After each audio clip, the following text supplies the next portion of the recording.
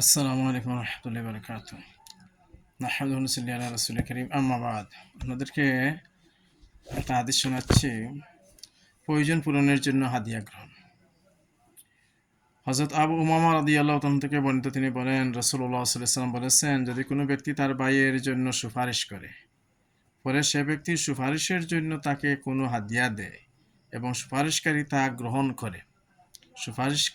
গ্রহণ করে, এমতাবস্থায় হাদিয়া গ্রহণকারী যেন সুদের একটি বড় দরজার মধ্যে প্রবেশ করল। আরবি হাদিসটা শুনুন। আবু দাউদ শরীফের হাদিস, মাকতুবাতুল ফাতার চাপ 3541 নম্বর হাদিস। 3541 নম্বর হাদিস।